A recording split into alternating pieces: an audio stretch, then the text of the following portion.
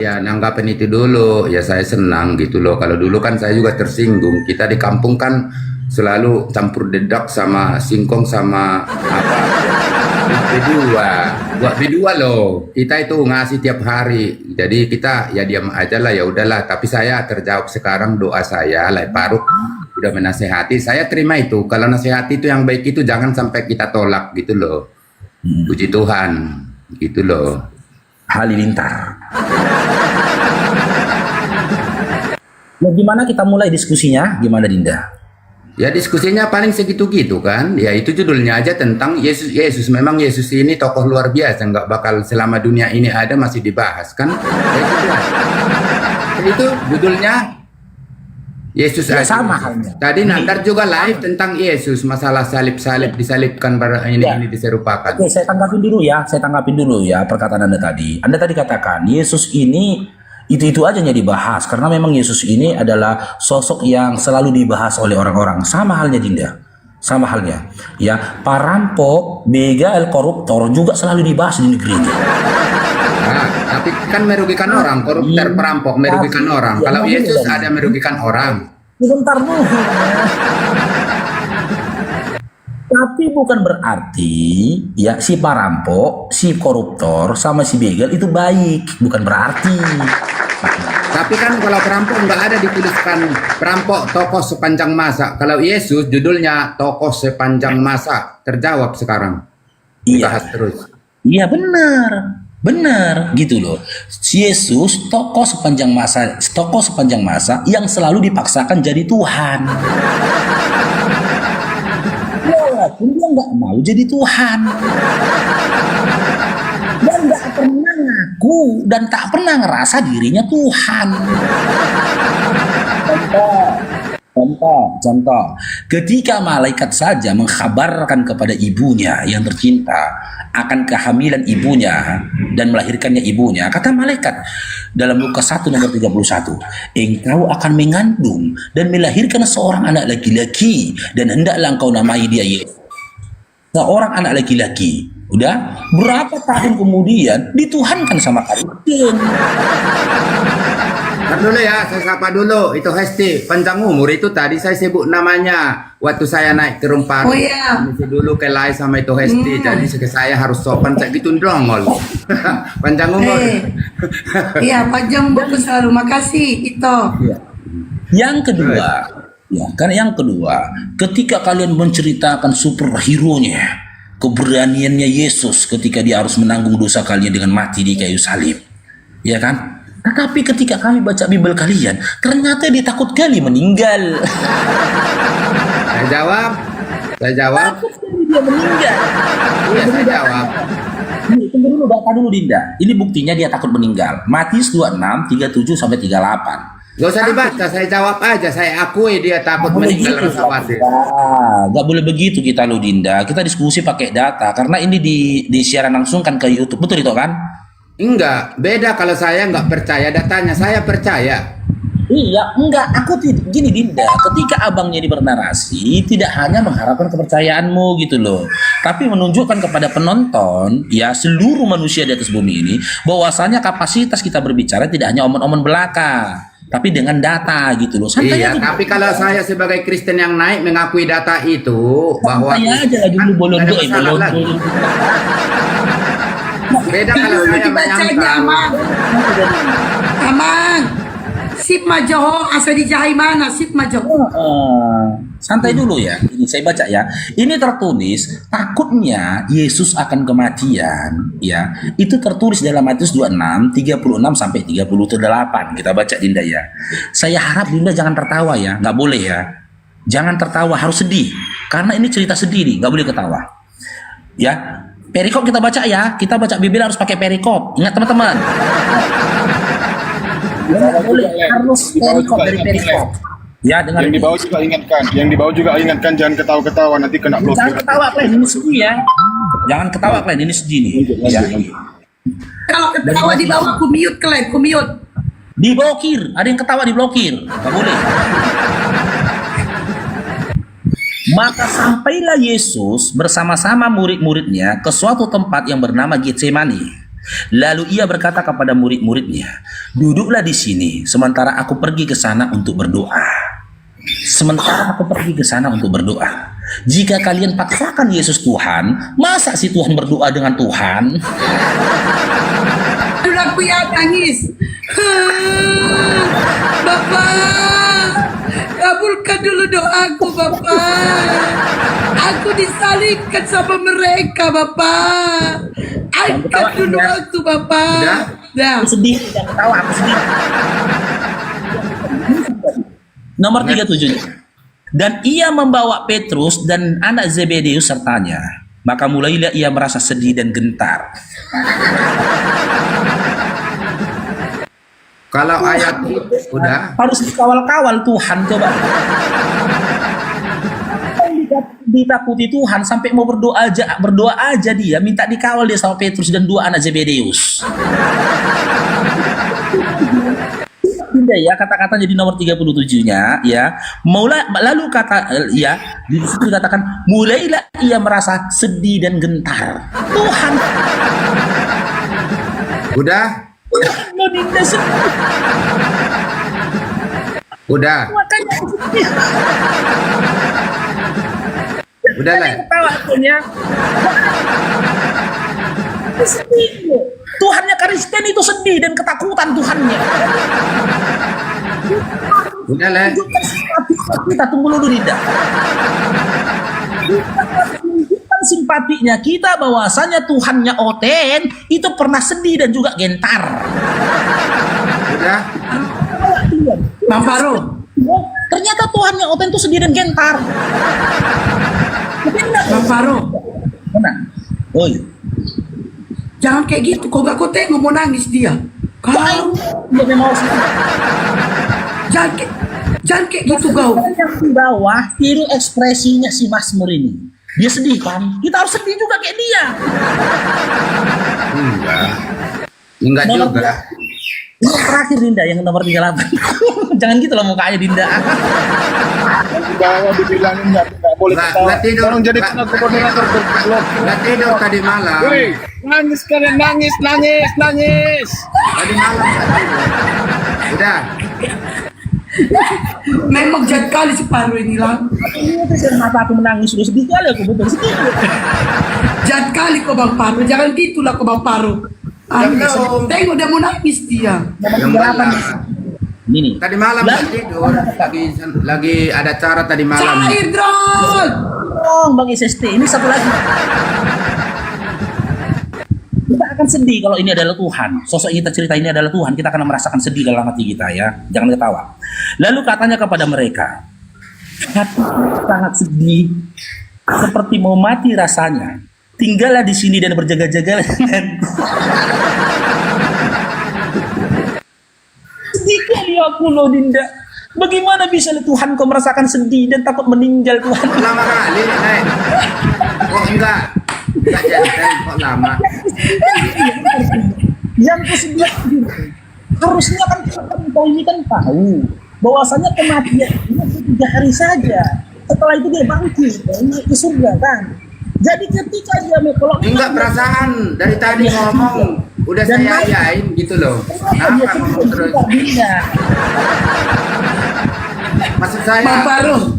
postur Leparu itu kan keren, gagah. Betul. Tapi mulutnya ngomong terus nggak pas gitu. Bang Faro. Bang Faro sebenarnya bikin lucu bukan kata-kata muka dia bikin lucu. Tidak apa-apa, sengaja saya, sengaja. Lagi nggak tidur tadi malam. Udah. Tunggu Dinda ya sebelum Dinda ngomong, tolong dilap air matanya Dinda. Sama-sama menangis kita sekarang ini Dinda. Silakan dilap air matanya. Jadi gini loh, walaupun Leparu sekarang ketawa-ketawa, belum tentu besok hati-hati aja gitu loh. Baca firman Tuhan nggak menghargai. Jadi ini dengar pesan saya. Bisa Anda sekarang ketawa, besok pagi nggak bisa dijamin. Jadi biasa aja. Enggak ingat Aku aja itu nangis omongan. loh. Gitu loh. Jadi gini, saya jelaskan sudah. Dinda bukan ketawa, saya nangis. Enggak ingat aja itu. Di bawah jangan ada yang ketawa. Kalau ada yang ketawa, aku blokir, aku bilang. Nangis. Sekarang Anda ketawa, bisa besok Anda nggak bisa lagi ketawa, nggak bisa nangis, nggak bisa melihat sesuatu keindahan itu. Jadi ya biasa-biasa aja lah. Udah saya jawab udah. Lo Dinda nangis loh. Enggak, ingat aja pesan saya. Maksud saya itu tadi kan Faruk nasihatin saya terima. Oh gitu, Faruk silakan. nasihatin saya terima. Saya cuma hanya bilang yang benar. Bisa Anda ketawa sekarang melebihi dari batas membaca kitab suci orang, besok bisa Anda ketawa. Itu kata saya nasihat loh. Tunggu dulu, Dinda Mas Pur, tunggu dulu. Coba Itu taping. nasihat. Nangis apa ketawa? Coba taping. Nggak nerima nasihat saya. Maksudnya nggak nerima. Tadi saya dinasihatin, saya iyakan semua. Nggak nerima. Nangis loh, Dinda. Enggak. Ya saya hanya serius. Sih saya nangis. Faruk kan membaca firman Tuhan. Saya serius dong mendengarnya, walaupun bukan iman saudara. Jadi udah berbicara firman Tuhan, ayat suci, kita jangan sampai ketawa. Walaupun Al-Quran saya baca, saya pasti diam. Misalkan lain bacakan Al-Quran, saya pasti menghargai gitu loh. Silakan ditanggapi Dinda. Silakan ditanggapi dari poin Itu loh. pertama tadi. Ketika malaikat saja mengkabarkan kepada wanita yang melahirkan Yesus bahwa dia akan melahirkan orang bukan Tuhan, ya. Setelah beberapa ribu tahun kemudian, kenapa kau Tuhankan? Silakan Dinda. Bukan itu. Yang lain Pak, ya udah diam. Yang lain baca tadi tentang kekhawatiran, justru itu yang menjawab. Karena kami percaya Yesus itu sungguh-sungguh manusia, sungguh-sungguh Tuhan. Jadi dia berdoa, ya memang ya kekhawatiran secara manusia, dia harus takut. Harus takut. Kalau dia nggak takut, waktu dia mau diserahkan waktu berdoa di Taman Kesmani, saya nggak percaya Alkitab itu sama tentang Tuhan bahwa dia manusia, sungguh-sungguh manusia, sungguh-sungguh Tuhan. Nah, jadi saya jawab sesuai iman saya. Justru apa yang dibaca Mas Faruk, justru udah benar. Ya memang manusia ada rasa khawatir gitu loh. Pasti itu. Oke, berarti ketika dia ketakutan, gentarlah dia pada saat itu dalam Matius 26, 37, 38 ini tadi. Pada saat itu dia manusia. Ya, pada saat itu dia manusia, Mas Mur. Saya udah bisa ngomong. Kalau saya orangnya harus diizinkan. Ya, silakan.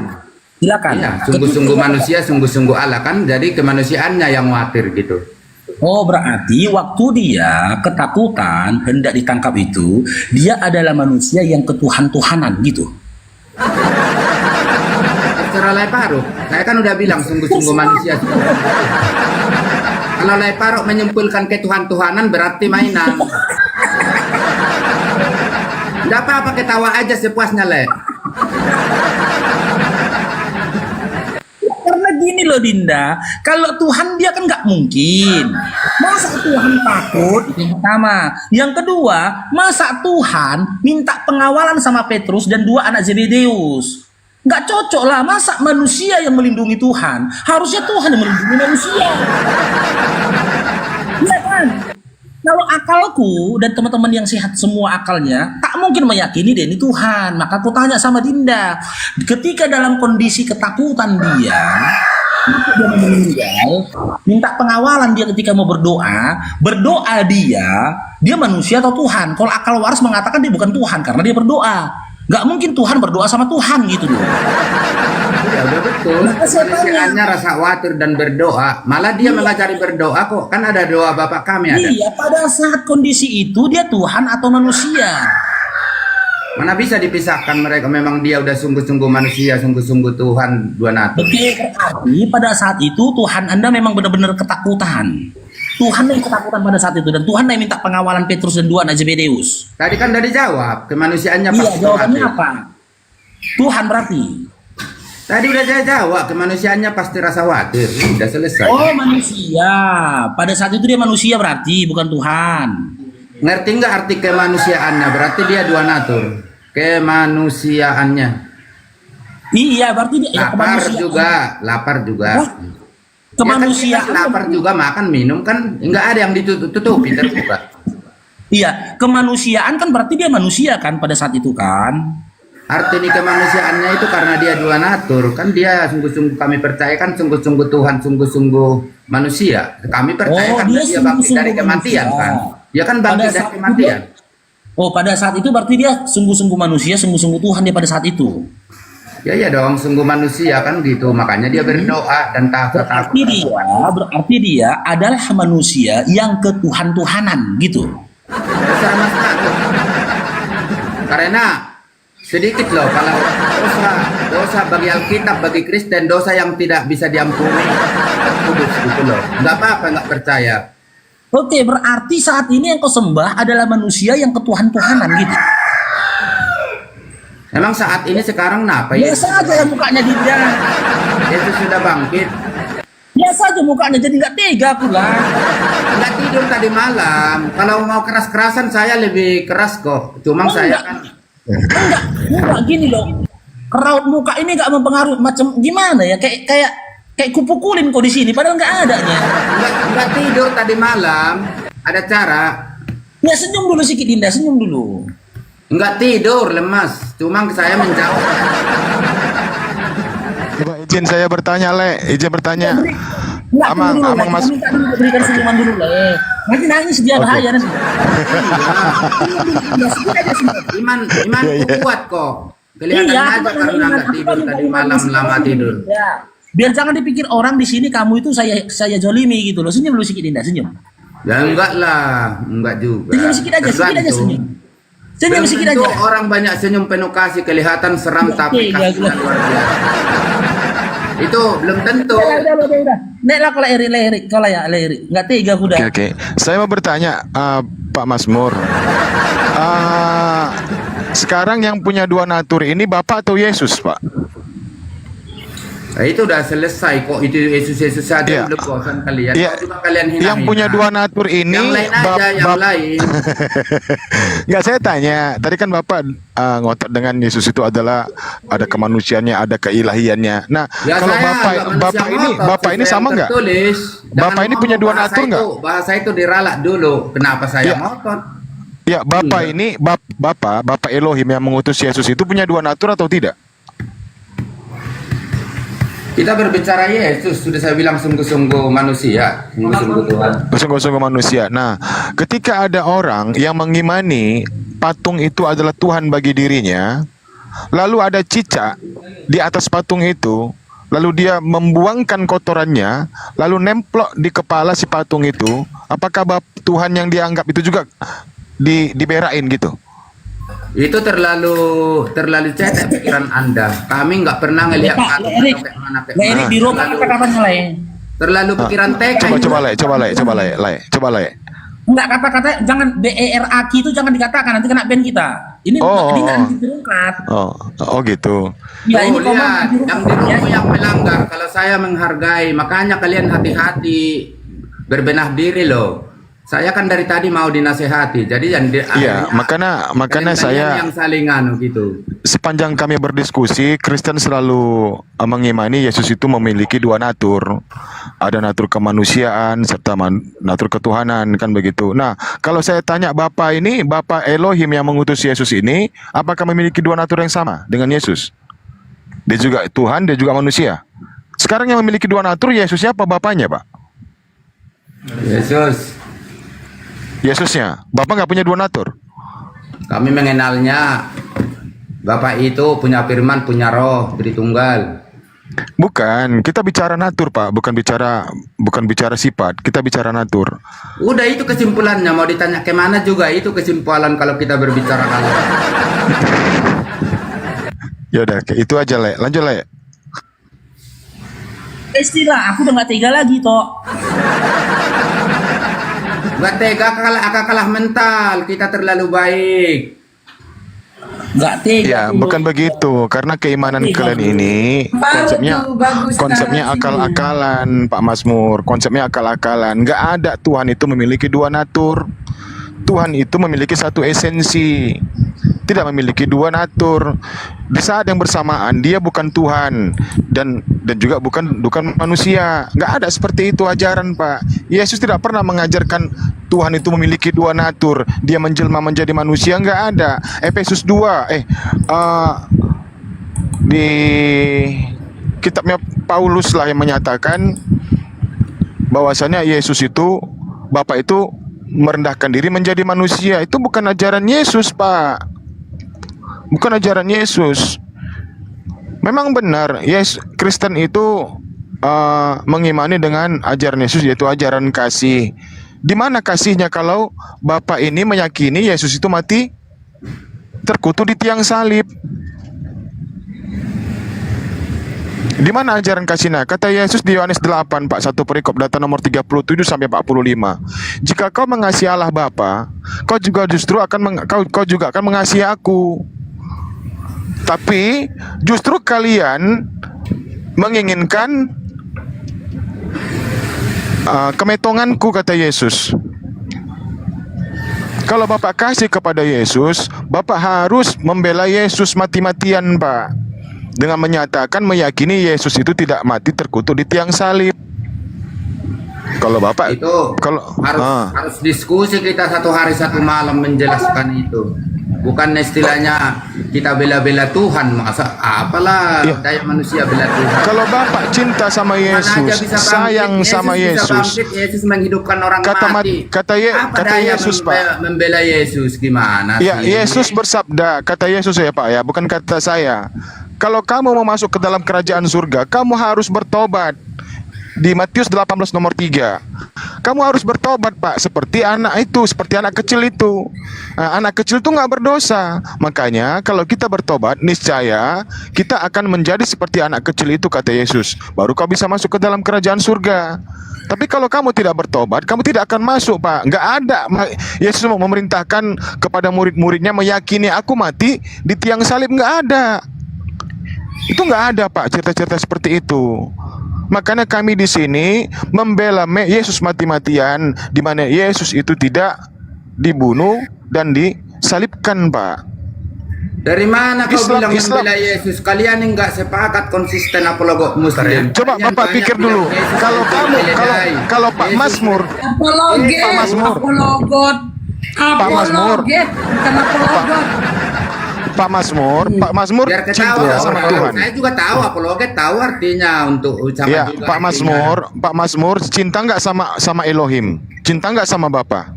Saya tanya dulu. Saya bilang dulu, Enggak, saya tanya dulu. tentang pendapatmu. Tadi kau bilang Pak kami Mazmur. mati-matian membela Ya, Yesus. habis ini Di saudari lain saya Nora. pihak, kalian bilang Yesus mencuri keledai yang tertambat. Jadi kalian Jangan ke situ, Pak. Jangan ke situ. Itu adalah fitnahan, Konsisten Pak. kalian. Itu adalah fitnahan, Pak. Kitabmu isinya semuanya fitnahan. Setiap manusia ada yang Terserah disebutkan Anda. namanya. Kita kan Ya, beda makanya- iman. Nggak mungkin kalian Ya, iakan. Cuma makanya iman kalian itu konsisten akal-akalan. dong. Konsisten. Pak, ingat, Jangan Pak. kalian bilang bela Yesus mati-matian, di lain pihak kalian suruh Iblis orang itu- keledai. Erik, Lanjut, mungkin lanjut. kita pindah di sini Nikodemus ini, kita tanya dulu. Nikodemus, Islam Kristen. Saya Kristen. Woi, Oke, ini mau datang berdiskusi. lagi. Itu Nora Ritonang, ngumpul Batak semua di sini. Mau diskusi ini, Linda Niko mau diskusi. Oke. Jadi Oke. Jadi, Anda ya, mau tadi saya menanggapi? ikuti. Anda mau menanggapi? Oke, mau menanggapi nih ya dari diskusi yang tadi ya. Iya, saya menanggapi silakan. tentang Bang Faro, mengatur manusia. izin besarin dia dulu sendiri ngambil foto.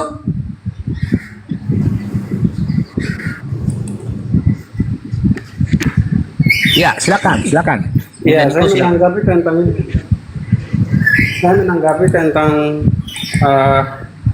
natur manusia dan Allah dari dalam diri Yesus begitu. Oke, udah. Ya, terus lanjut. Apa yang mau Ya. ditanggapi dari natur Jadi kan tadi? tadi- Silakan. Ya.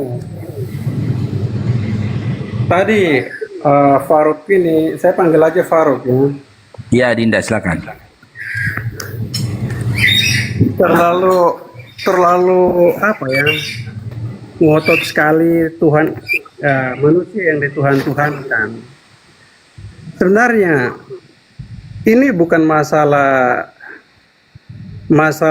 manusia, Tuhan menjadi manusia atau manusia dituhan-tuhankan, tapi ini masalah dosa. Jadi itu semua itu akar masalahnya adalah dosa ya. Dosa manusia ini yang membuat harus ada kurban untuk menangani dosa-dosa manusia. Nah, sedangkan kalian masih mau berusaha dengan perbuatan baik kalian untuk masuk surga.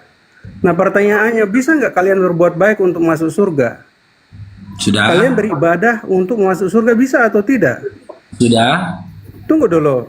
Oh, belum. Kalau kalian belum bertobat, adakah manusia yang bisa bertobat lalu kemudian seumur hidupnya dia hidup suci untuk masuk surga? Sudah? Tidak mungkin. Sudah Nah, tidak kita bisa butuh ngomongin. seorang penolong. Dengar dulu. Kita butuh penebusan. Ya, kita butuh kurban. Tapi ada nggak manusia yang bisa menjadi kurban sempurna untuk dosa-dosa kita begitu? Sudah? Itu Sudah pertanyaan boleh. saya. Ada nggak manusia bisa nggak? Dengar dulu, Faruk. Pertanyaan saya, bisa nggak Bang Faruk dengan usaha Bang Faruk masuk surga dan perbuatan baik ibadah tobatnya Bang Faruk? Itu yang pertama. Dah, saya tanggapi satu-satu dulu ya. Jawabannya sih ditanggapi Dinda ya. Ya. Saya jawab dengan apa yang tertulis dalam surah Fussilat ayat 30.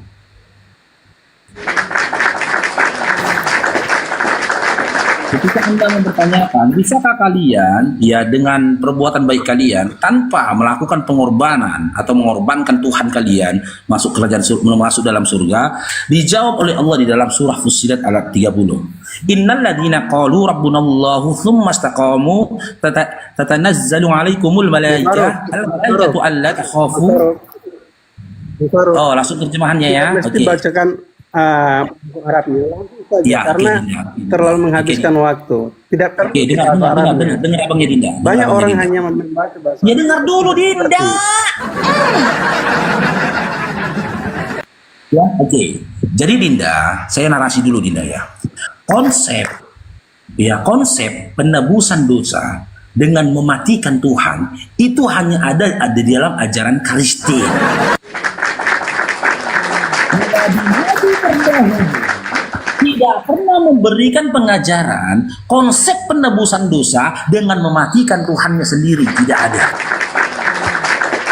Itu baru diajarkan oleh Oke. Paulus yang Oke, dipercayai pertanyaannya, oleh umat bagaimana Kristen. cara kamu menebus dosa?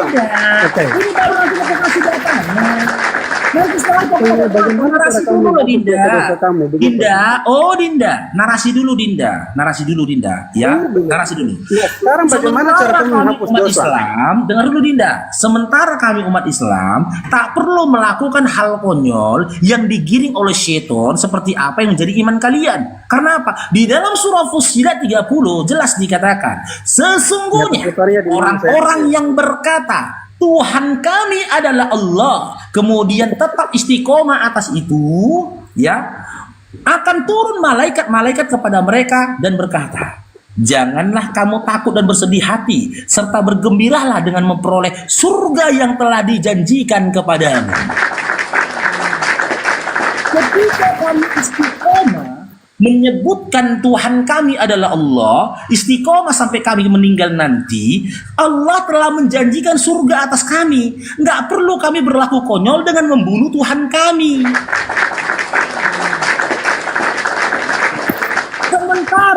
Sementara pengajaran dari nabi-nabi terdahulu, bahkan Yesus sendiri tidak pernah berkata, ya, tidak pernah Yesus berkata, aku diutus ke dunia untuk menebus dosa manusia dengan mati tergantung dalam kondisi terkutuk di kayu salib. Tidak ada Oke, Yesus berkata oke. seperti itu. Dan tidak Oke. ada juga nabi-nabi terdahulu Saya tanggapi. sebelum Nabi Muhammad tanggapi. SAW diutus mengatakan Saya tanggapi. untuk menebus dosa Saya manusia itu saya Tuhan harus tanggapi apa digantung yang di kayu tadi salib. Tidak ada. Faruk bilang tadi. Oke, saya tanggapi yang Faruk bilang tadi. Tidak ada Yesus berkata bahwa dia harus mati untuk menebus dosa manusia. Iya, di Betul? mana? Iya, silakan. Di mana datanya Tidak Dinda? ada. Silakan Dinda.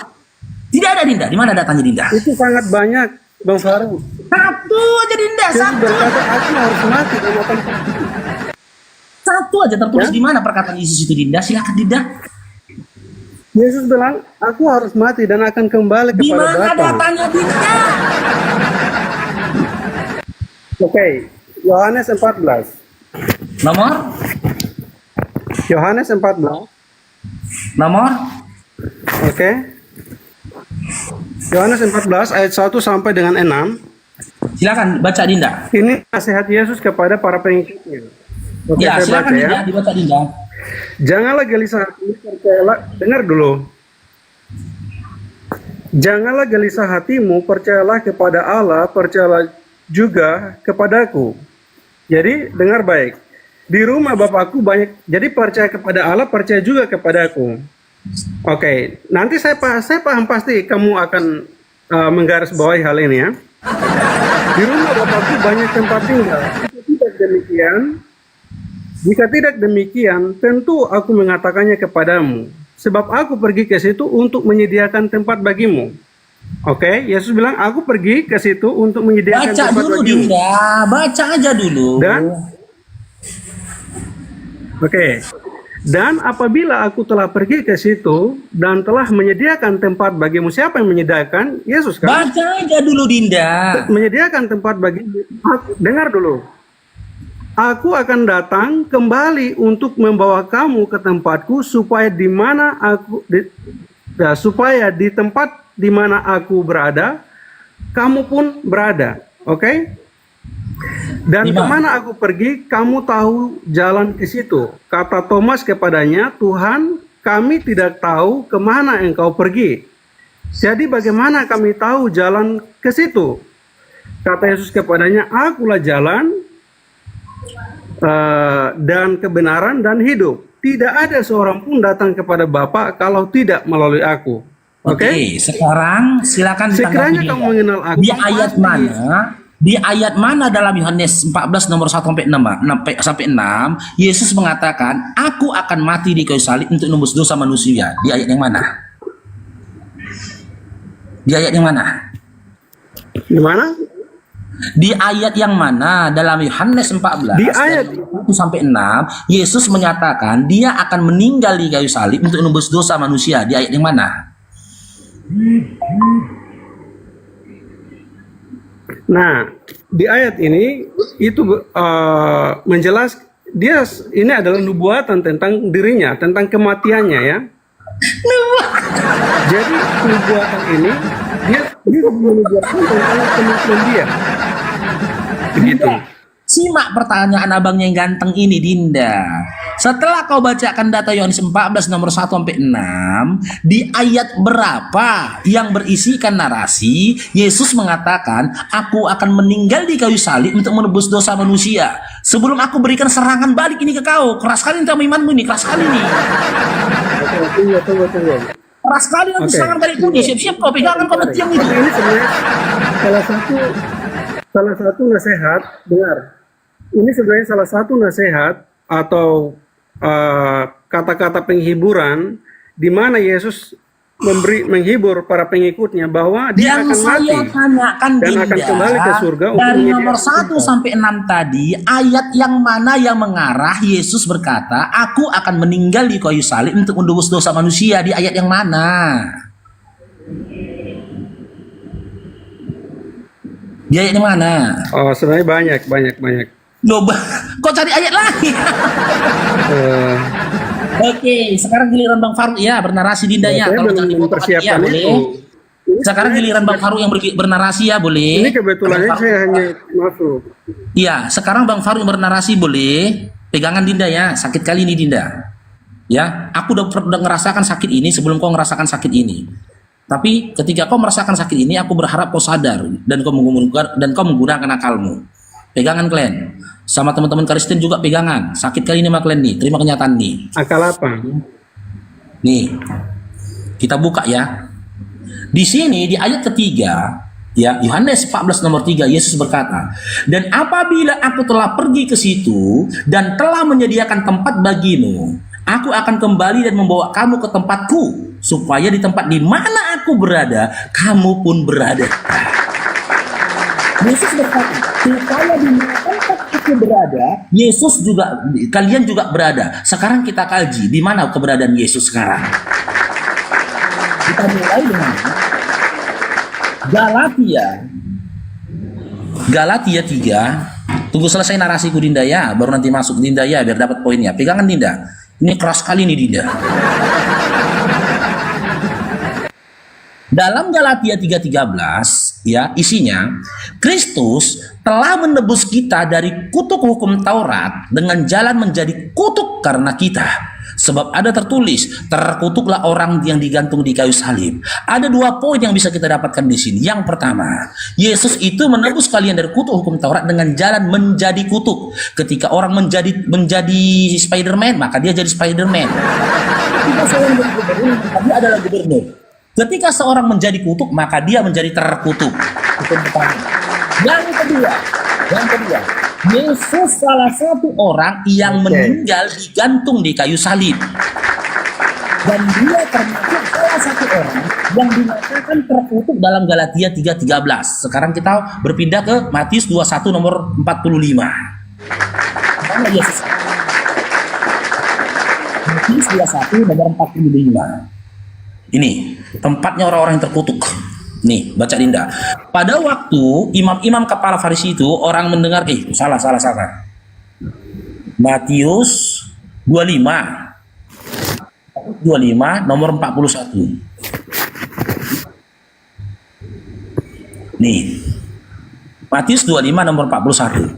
Dan ia akan berkata juga kepada mereka yang di sebelah kirinya, enyahlah dari hadapanku, hai kamu orang-orang terkutuk, enyahlah ke dalam api yang kekal yang telah disedia untuk iblis dan malaikat-malaikatnya. Jelas, di dalam Matius 25:41 dikatakan, orang-orang terkutuk itu akan dienyahkan ke dalam api yang kekal bersama dengan iblis. Ya, sementara di dalam kitab Yohanes 14 nomor 3 tadi dikatakan, ya, aku akan menyediakan tempat bagimu supaya di mana aku berada di situ kamu berada. Nah, berdasarkan Galatia 3:13 dan Matius 25:41, Yesus terkutuk di dalam Galatia 3:13 dan di dalam Matius 25:41 orang-orang terkutuk akan dilemparkan ke dalam api yang kekal bersama dengan iblis. Maka Yesus pun ditempatkan dalam api yang kekal bersama dengan iblis karena dia terkutuk. Dan ketika Yesus berada dalam api yang kekal bersama dengan iblis, kalian pun akan mengikuti dia bersama dengan Yesus dalam api yang kekal bersama dengan iblis. Selamat datang. Iya, oke. Sekarang saya tanggapi. Full data Dinda. Sekarang Dinda, saran dari Abang Faruk Dinda, selamatkan dirimu Dinda dari api neraka Dinda, selamatkan Dinda. Itu Faruk dengar dulu Faruk. Oke. Jadi itulah yang disebut dengan konsep penebusan. Ya, konsep penebusan dosa. Kenapa? Karena manusia adalah manusia yang terkutuk. Ya, manusia seharusnya mengalami kutukan. Kita seharusnya mati binasa. Nah, kita butuh penebus. Tapi tidak ada manusia sempurna yang bisa menebus kita.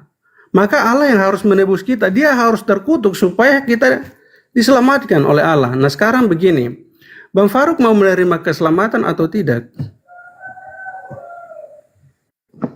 Pertanyaannya, Bang Faruk bisa nggak berbuat baik untuk masuk surga? Usaha Bang Faruk bisa untuk masuk surga? Tidak ada, surga itu suci, itu gambarannya.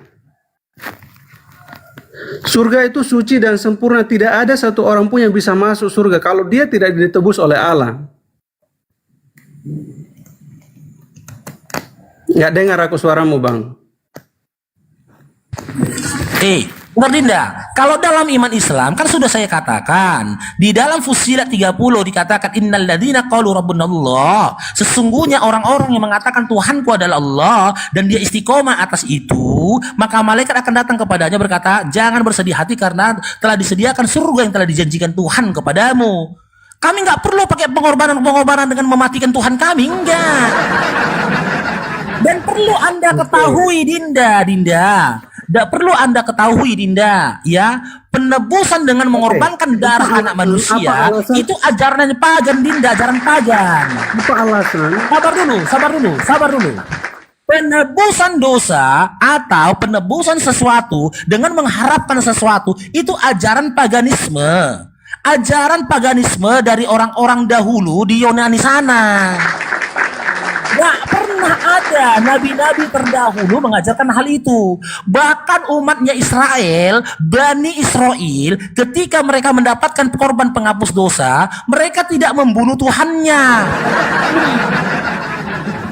Jelas di dalam Keluaran 29 nomor 14. Kalau kau baca mulai dari perikopnya, di awalnya di nomor 6-nya, di situ dikatakan dengan menyembelih sapi jantan, di mana ada bagian tubuh dari sapi itu dibakar di bawah mezbah, di atas mezbah dan di luar perkemahan, termasuk kotoran sapi tadi, itu jadi korban penghapus dosa. Nah, konyolnya kalian, ketika Bani Israel saja bisa mendapatkan korban penghapus dosa berdasarkan Keluaran 29 nomor 14 dengan membakar kotoran sapi di luar mezbah, mereka mendapatkan korban penghapus dosa. Kenapa malah Tuhan kalian yang kalian tumbalkan? Seakan-akan kau mau menyetarakan antara kotoran sapi dengan Tuhanmu. Itu sebuah kekonyolan, dan itu hanya ada dalam pemahaman kalian, tidak ada dalam pengajaran Yesus itu sendiri. Yesus itu nggak pernah mengajarkan kalian salibkanlah aku maka kalian akan dapatkan surga dan keselamatan dari Bapa yang mengutus aku. Nggak pernah. Bapa yang telah mengutus Yesus aja jelas dalam Matius 3:17 mengatakan, inilah anakku yang kukasihi, kepadanya lah aku berkenan. Kenapa kalian sepakat dengan pembunuhannya? Yesus sendiri mengatakan kepada kalian bahwasanya yang masuk ke dalam kerajaan surga itu adalah orang-orang yang mengikuti kehendak Bapakku. Matius 7 nomor 21. Dan kalau kamu mau mendapatkan hidup yang kekal dalam surga, kau harus akui Allah itu satu-satunya Allah yang benar dan Yesus itu adalah utusan. Itu yang dikatakan dia dalam Yohanes 17 nomor 3.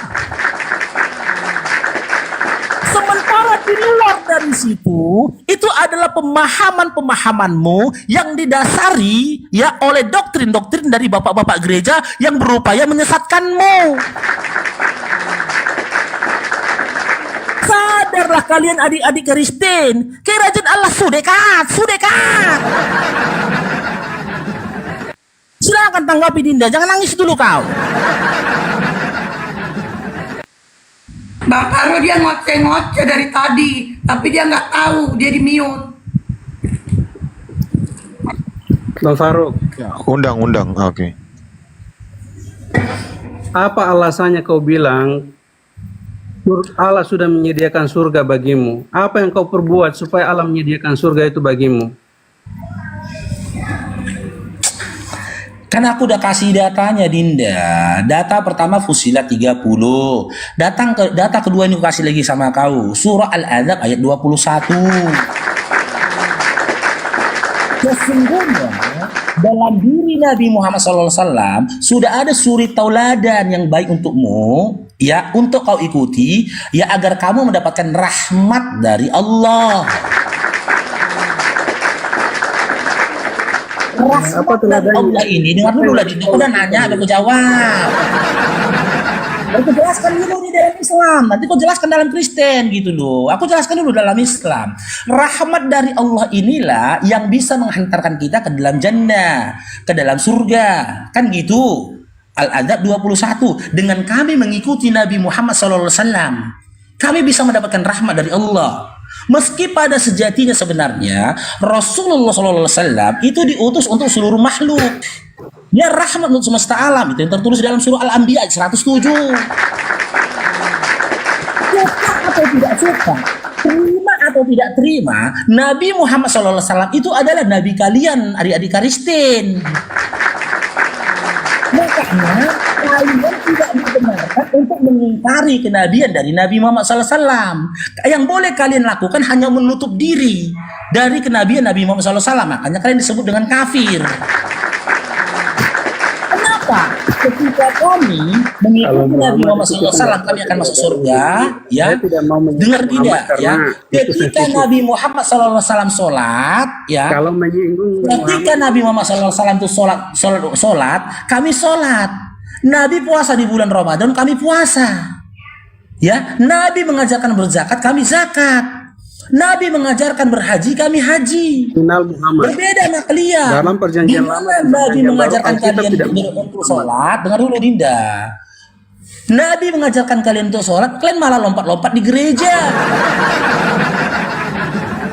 Yesus mengajarkan kalian untuk sujud berdoa dalam Matius 26 nomor 39. Kalian malah tepuk-tepuk tangan dan seperti kesurupan. Yesus mengajarkan kalian hanya beriman kepada Tuhan yang Esa. Hadir pemikiran ke dalam diri kalian tentang Tritunggal. Tiga dalam satu, satu dalam tiga. Seakan-akan kalian nggak tahu mana angka satu, mana angka tiga. Gondrong pun angka satu ya satu, angka tiga ya tiga. Nggak bisa dikatakan tiga itu adalah satu, satu adalah tiga. Itu konsep yang Yesus tidak sendiri di dalam Bible mengajarkan tentang pertobatan. Bukan kayak Kalau kau Abraham. mau masuk dalam kerajaan Allah, kau bertobat. Kalau kau mau masuk ke dalam kerajaan Allah, kau ikuti kehendak dari Bapa yang mengutus aku, kata Yesus dalam Matius 7 nomor 21. Ya, Bapak yang telah mengutus Yesus tidak pernah berkenan menjadikan Yesus sebagai sesembahan atau korban untuk menghapus dosa kalian. Gak ada itu. Gak pernah ada itu. Bahkan Bapak yang telah mengutus Yesus tidak pernah berkenan menjadikan Yesus sebagai Tuhan dan juga sesembahan buat iman Kristen. Karena keinginan dari Bapa yang mengutus Yesus adalah menjadikan Yesus ya sebagai nabi dan juga utusan untuk orang-orang Bani Israel pada masa itu. Cair Ron. Karena memang dalam Matius 15 dan juga Matius 10 nomor 24, Matius 15 24 sampai 26, Yesus itu diutus hanya untuk domba-domba yang tersesat dari Bani Israel. Lalu datanglah kalian menyamar jadi guk-guk.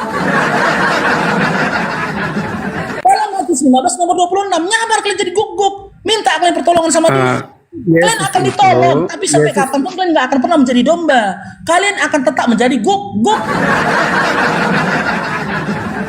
Bahkan dalam Matius 10 nomor 5 sampai 6 dengan tegas Yesus mengajarkan kepada murid-muridnya ketika menyampaikan pengajaran, jangan kau masuki bangsa-bangsa lain selain dari bangsa Israel. Itu artinya dia mengatakan kepada murid-muridnya, jangan kau masuki Indonesia, kau masuki Amerika, jangan kau masuki Jepang, jangan kau masuki Nigeria. Itu maksudnya jangan masuki bangsa-bangsa lain selain dari bangsa Israel. Karena aku diutus hanya untuk domba-domba yang tersesat dari Bani Israel. Ketika kalian mengimani Yesus sebagai utusan Kamu saja, tidak tahu kalian tidak itu, pernah dan berhak atas Yesus. konteks Apalagi daripada ketika Yesus imani Yesus itu sebagai Tuhan. Jadi kamu tidak Kalian paham lebih tidak itu. pantas lagi Faruk. bagi Yesus. Gitu juga. Faruk tidak paham itu konteksnya. Jadi konteks Yesus berbicara itu Faruk tidak paham, ya. Jadi sebenarnya banyak ayat yang mengatakan bahwa Yesus datang bukan hanya untuk Israel. Ya, Yesus datang untuk semua orang. Jadi barang siapa yang percaya kepada Dia pasti selamat. Oke, di mana Yesus berkata aku diutus untuk manusia? Di Jadi mana? tidak hanya kepada bangsa Israel. Di mana Yesus berkata aku diutus untuk seluruh umat manusia? Di mana? Oke, buka di Lukas. Silakan buka Lukas berapa? Kalau Lukas ada pasal 1. kalau ada ayat berkata begitu, gue potong rambut temanku si gondrong ya bercelana sekarang cepat. Di mana? Lukas berapa Dinda? Aku udah capek baca Bible Dinda, bertahun-tahun aku baca Bible itu dulu ya. Kalau sekarang udah gak mau aku baca Quran, aku sekarang gak mau baca Bible. Di mana Yesus berkata aku diutus untuk seluruh umat manusia? Di mana datanya? Dinda bisa mundur sedikit Dinda, silau itu Dinda. Dia katanya Lukas pasal 1, Le. Lukas pasal 1 tuh Yesus masih jadi bayi itu. Bang Niko, lagi imut-imutnya Yesus. Nggak ada Lukas pasal 1. Yang lain datanya Bang, yang betul lah. Anda kan Kristen. Nah, mungkin yang lain. Ya bukan, nggak ada. Di Lukas pasal 1 tuh Yesus, adalah intinya cerita gini, Yesus gitu, masih kecil.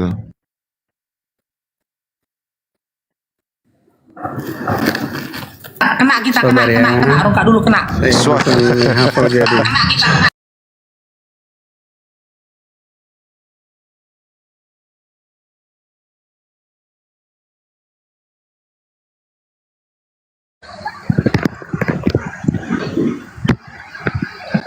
Coba kita baca dulu, biar dibaca sendiri. Tetapi gadis itu berkata kepadanya, "Tidak, bapakku, jangan berkosa aku. Sebab orang tidak berlaku seperti itu." Oh, tidak, tidak Roma, tidak. Nah, gimana? Aduh. Saya tidak framing ya, ini memang ada tertulis di sini ya, dan saya nggak membaca.